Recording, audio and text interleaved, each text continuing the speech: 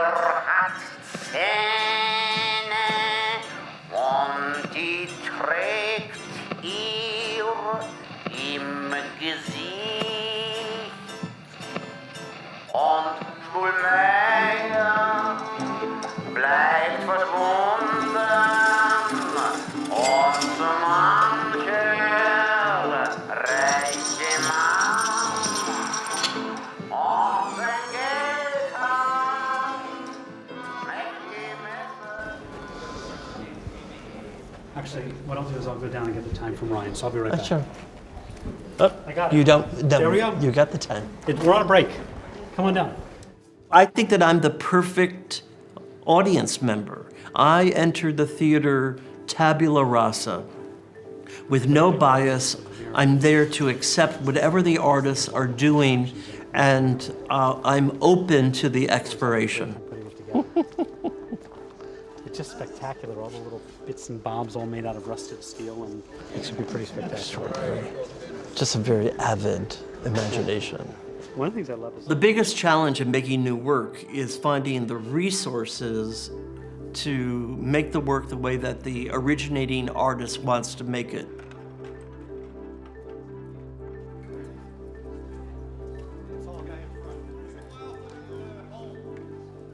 The obvious financial resources, human resources, physical resources, studio space, workshop space, and technological resources. Those are the four needs that artists have in making work. And it's very challenging for them to put that all together to make a new work.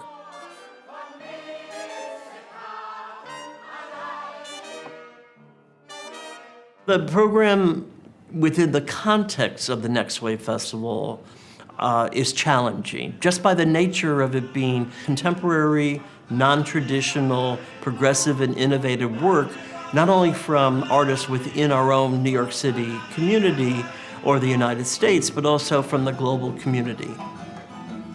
These are discoveries for our audiences. People have never seen these works of art. They're all New York premieres within the Next Wave Festival. I don't think so. No, because then it looks like it's coming out of the guys. Yeah. It's weird. Exactly. Buenas tardes. Buenas tardes, John. How you doing? I'm very well. It's good to see It's you. okay? Yeah. So they, Yeah. What's it that? looks beautiful. I mean, it looks great. It's a great look. Yes, it's we did it. This is called the Joe look.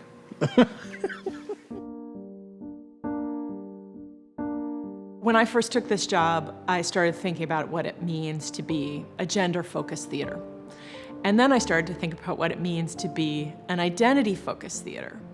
And I started to realize that there wasn't a single identity-focused theater that hadn't actually had significant struggles, that hadn't really had to fight for its place in a big way.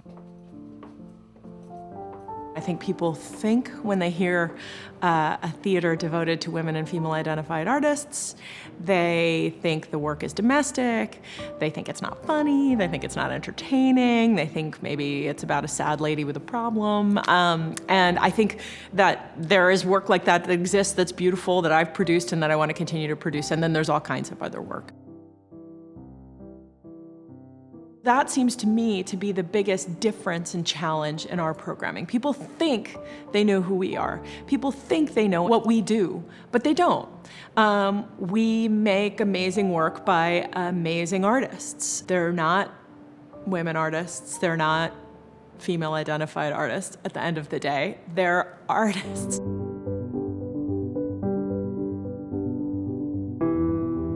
The biggest challenge for this theater, and I guarantee any theater, is money.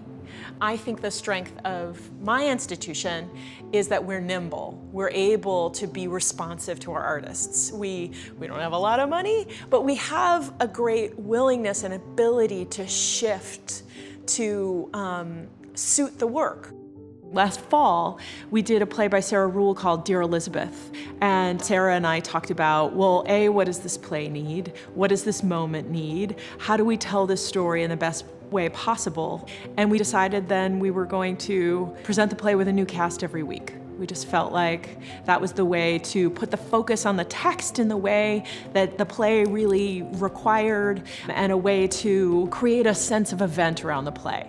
And that felt like we just sort of decided it and then we put it into motion because we're small and we're scrappy and we can figure it out. And I've worked at larger institutions and there are so many strengths. There are so many exciting things about having so many resources to bring to the table, but sometimes it's harder to have that kind of nimbleness in response to an artist and an artist's needs.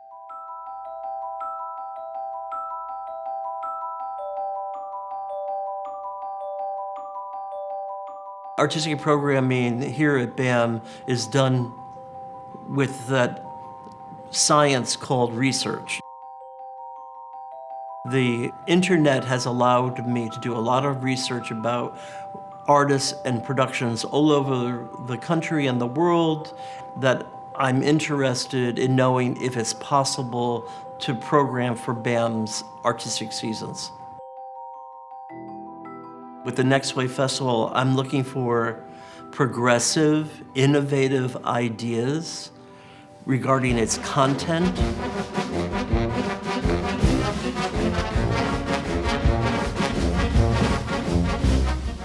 The production values have to be of extraordinary level of sophistication.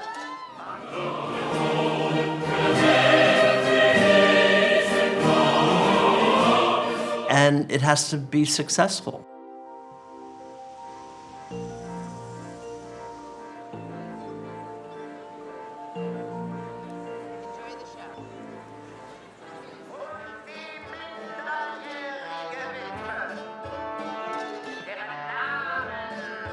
My process for choosing plays is pretty instinctual. I think you have to have in your head what's good for the institution. You have to have in your head what's good for the field.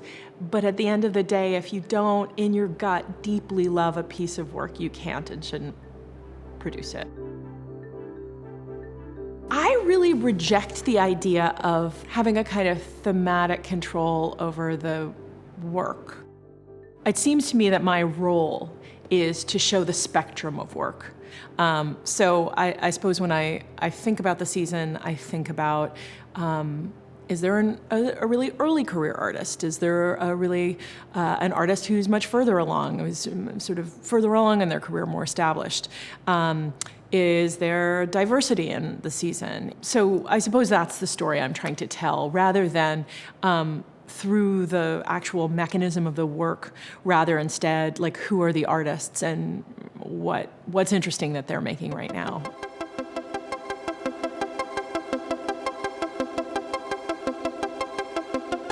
BAM is the oldest continually operating performing arts center in the United States of America. The corporation goes back to 1861, when Brooklyn was a separate city.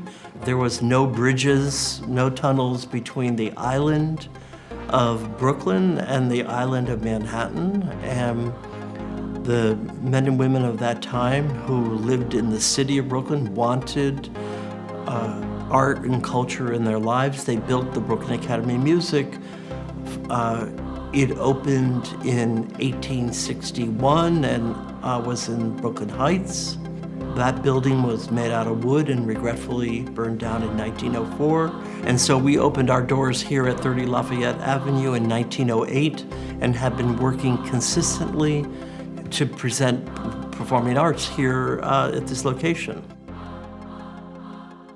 In 1983, the man who was the president and executive producer of BAM, Harvey Lichtenstein, had the concept of giving New York City its first contemporary performing arts festival, and he wanted to dedicate his institution to the creation of a contemporary performing arts festival. When Harvey hired me, he says, "Joe, I don't want you to create an empire. I want the Next Wave Festival to be a living, organic part of the institution called BAM." I was like any other producer being asked to come in and do a job, do a gig. You know, I thought I was going to produce one festival for the institution, and then we would finish, and then I go off and look at another opportunity professionally. But Harvey said, "Oh, no, we have the money to do 3. What evolved organically is that the Next Wave Festival came to be all of the artistic work that the institution does in the autumn of each year.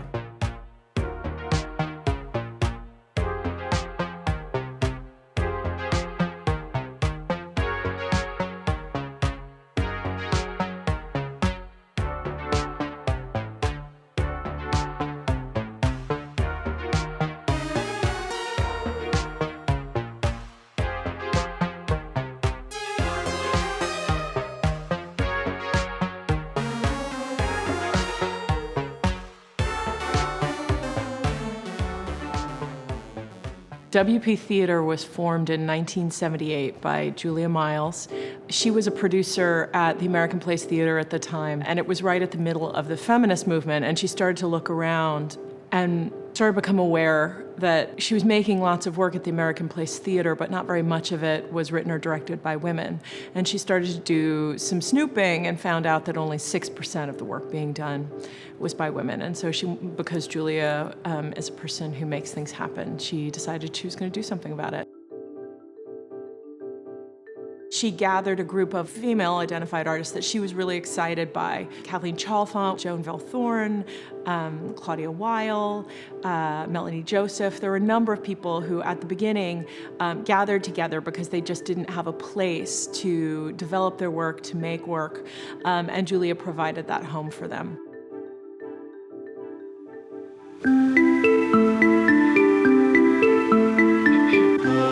In 1984, we assembled, reconstructed Einstein and the Beach, which I couldn't do for the first Next Wave Festival in '83, but I did deliver in 1984 for the second Next Wave Festival.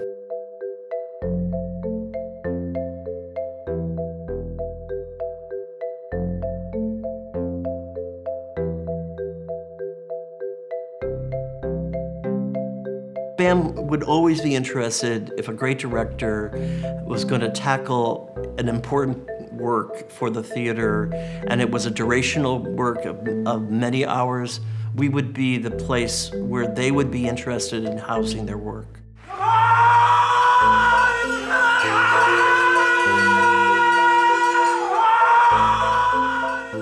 In 1987, we opened the Mahabharata at the Majestic Theater.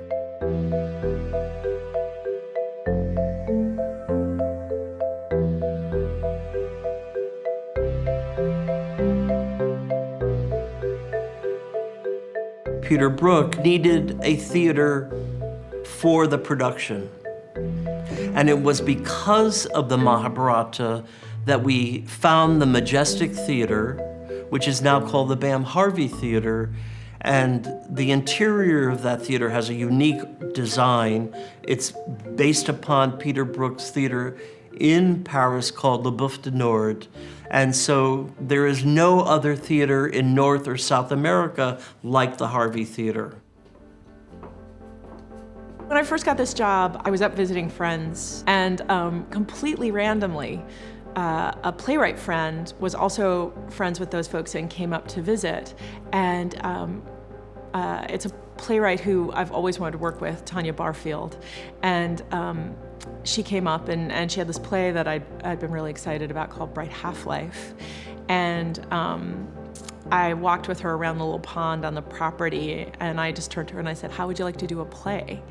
And we did. And just the sort of synchronicity of that moment to suddenly come back to this institution that had meant so much to me throughout my career, to have this writer just happen to come up to where I was, who's a writer I'd always wanted to work with, who had a play that I'd always wanted to produce, and just be able to turn to her and go, "Hey, let's make something," feels to me like the biggest privilege of my job.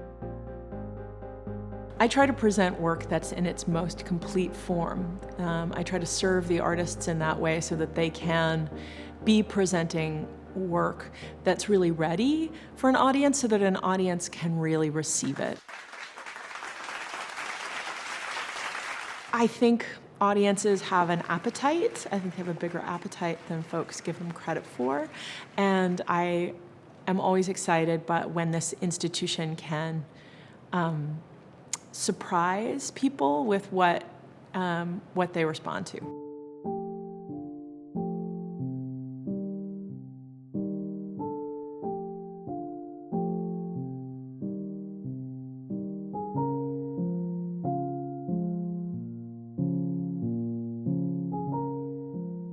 My gratifying moment, and it's what everyone knows about me, is the opening night.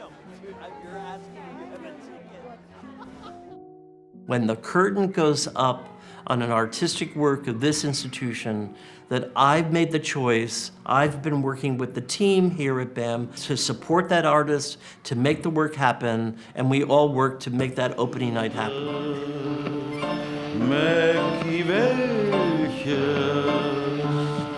War dein Preis